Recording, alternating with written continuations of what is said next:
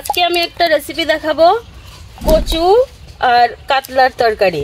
তো এই যে কচুটা আমি বাড়ি থেকে তুলেছি, এবার কচুটাকে একটা কাটার নিয়ম আছে, সেটা আমি দেখাচ্ছি।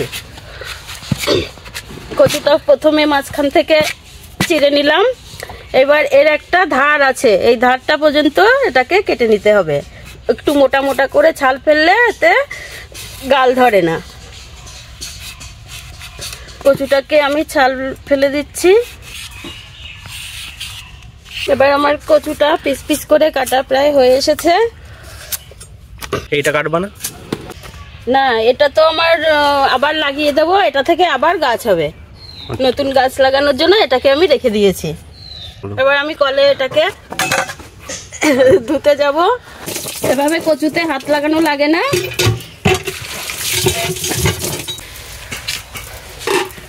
এবারে কড়াইতে আমি আগে থেকে জল ফুটাচ্ছিলাম, এই ফুটানো জলে আমি কচুগুলোকে দিয়ে দিচ্ছি।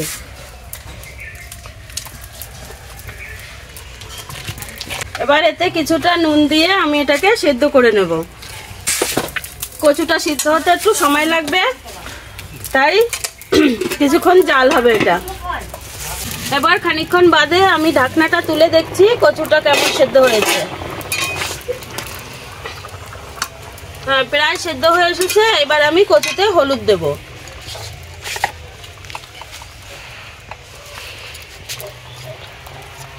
কচুতে আমি খুন্তি দিয়ে দেখছি কচুটা গলে গেছে। এবার আমি নামিয়ে এবার মাছটাকে ভাজতে হবে।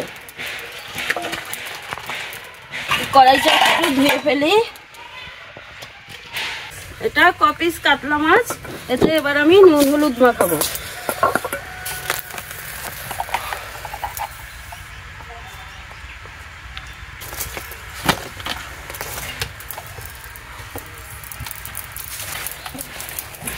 মাছটাকে নুন হলুদ মাখানো যায় এবার এভাবে নাড়িয়ে চাড়িয়ে। এবার কড়াইটা গরম হয়ে গেছে, আমি কড়াইতে তেল দেব মাছটাকে ভাজার জন্য।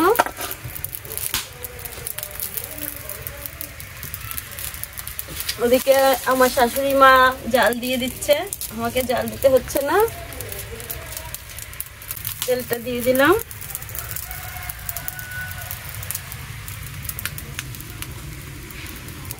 তেলটা একটু বেশি গরম হলে মাছ দিলে কড়াইতে মাছ লেগে যায় না।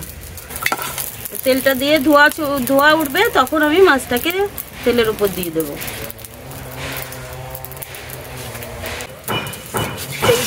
ধোয়া উঠছে, মাছটা দিয়ে দিই।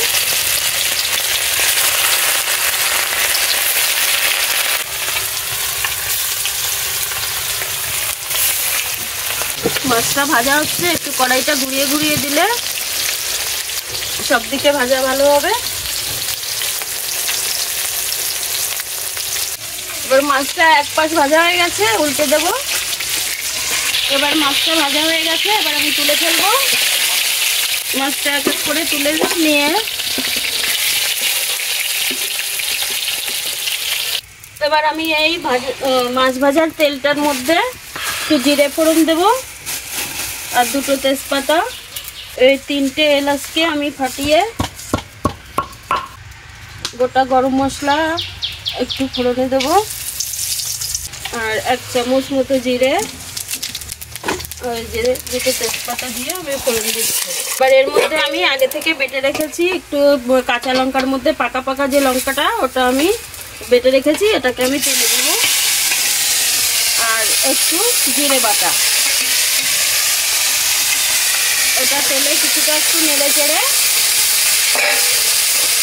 আমি এর উপরে ওই সিদ্ধ করা কচু, এই মশলাটাকে বেশি ভাজার প্রয়োজন নেই, হালকা ভেজে এর মধ্যে আমি এই কচু সিদ্ধ করা ওই জলটা আমি ঢেলে দেবো।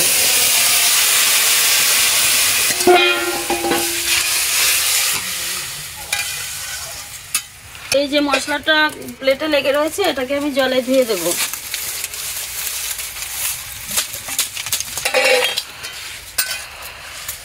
এবার এক এক করে এই মাছটাকে আমি এই তরকারির ঝোলের উপরে দিয়ে দেবো।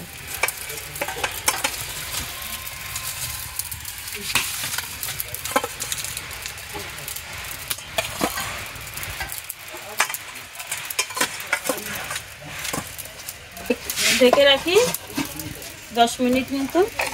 এবার আমি ঢাকনাটা তুলে দেখি।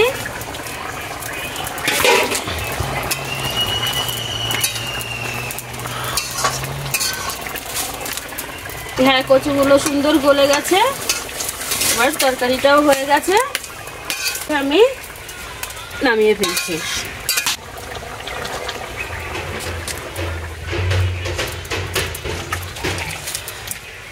কচুর তরকারি রেসিপি এই পর্যন্ত। আগামী দিনে আবার একটা নতুন রেসিপি নিয়ে আমি আসবো। এটা হয়ে গেছে, এবার দুপুরে গরম ভাতের সঙ্গে পরিবেশন করব আমি।